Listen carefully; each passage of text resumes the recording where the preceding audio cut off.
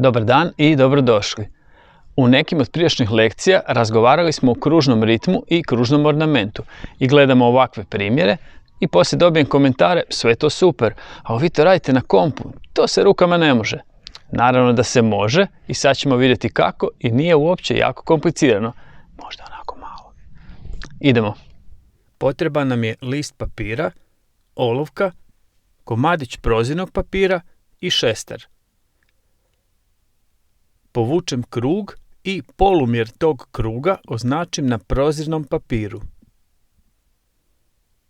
Unutar te dvije oznake skiciram pticu.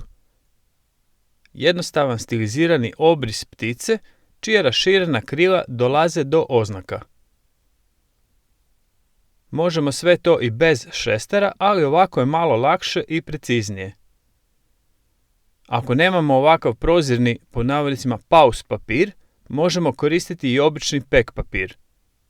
Mogli bi koristiti i najobičniji papir koji nije proziran, ali s prozirnim je ipak lakše raditi. Kad sam zadovoljan s obrisom ptice, više puta prelazim olovkom preko linija. Želim jaku liniju i želim da se na papir prenese puno grafita iz olovke. Crtež je trenutno samo s jedne, gornje strane prozirnog papira. Okrećem prozirni papir i naslanjam crtež na papir na kojem crtamo. Namještam pticu tako da linija kruga prolazi kroz rubove krila. Olovkom prelazim preko linija. Pritiskom se grafit s donje strane prenosi na papir.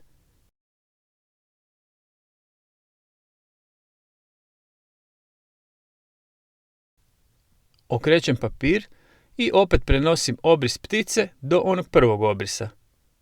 Pazim da poravnam rubove krila s krugom. Imamo još jedan obris ptice. Drugi obris se vidi malo slabije od prvoga.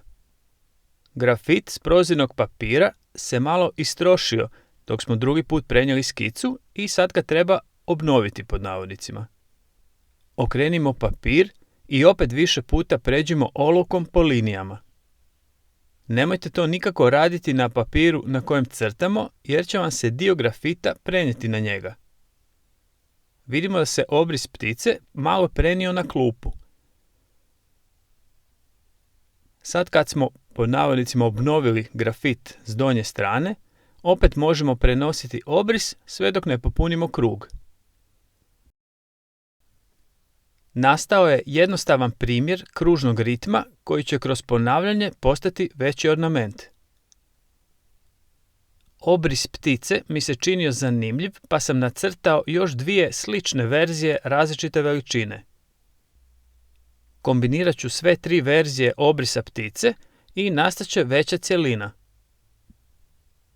Mogao bi opet koristiti šestar, ali zanimljivije mi je ovako raditi od oka. Sada ću pustiti da me vode ovi prvi obrisi ptica i u ovom slučaju probat ću namjestiti da se obris krila veće ptice poklopi s repom manje ptice. U biti veću pticu crtam između ove dvije manje. Vidimo da se obris nije baš dobro prenio, iako je to dovoljno da ga možemo još doraditi. Sve to možemo popravljati olovkom, ali lakše je prije prijenosa skice malo obnoviti grafit, jer u tom slučaju dolazi do puno boljeg prijenosa skice. Prvo na prozirnom papiru crtamo, malo podebljamo linije i možemo prenositi skicu. Nakon prvog precrtavanja mi imamo grafit s obje strane prozirnog papira.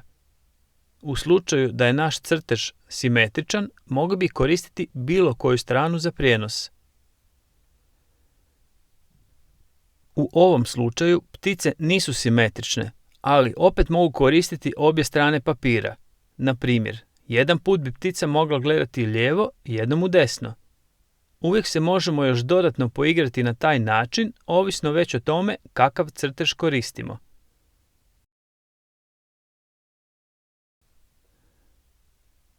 Sada imam dva kruga i idemo dalje. Ovo će biti treći krug.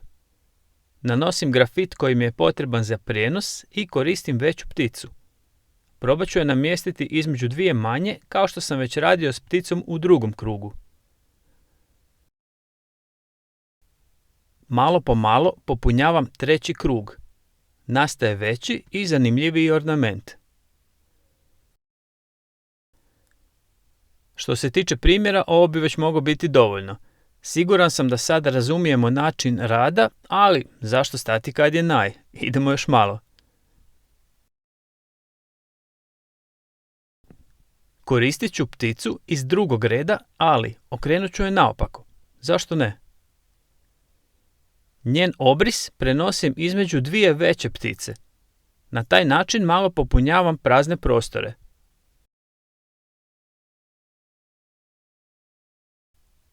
Sada ću iskoristiti najmanji obris.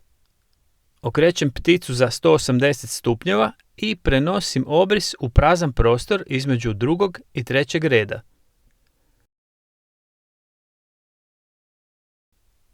Nastao je zanimljiv ornament i recimo da sada želim dodati još manjih elemenata u ovaj središnji kružni prostor. Možemo to raditi od oka, ali možemo si pomoći i šestarom. Radim isto što i na početku. Jedan krug i polumjer tog kruga mi je mjera za širinu krila ptice. Nekoliko puta prenesem pticu, pazim da se vrhovi krila poravnaju s kružnicom i dobili smo još jedan krug ptica. Još ću se malo poigrati, vidim još malo praznog prostora.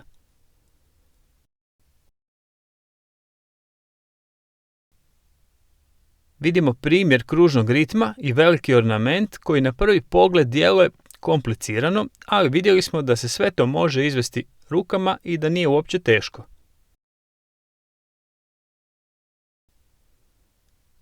Ovakvu skicu bi mogli još doraditi. To bi mogla biti i osnova za sliku.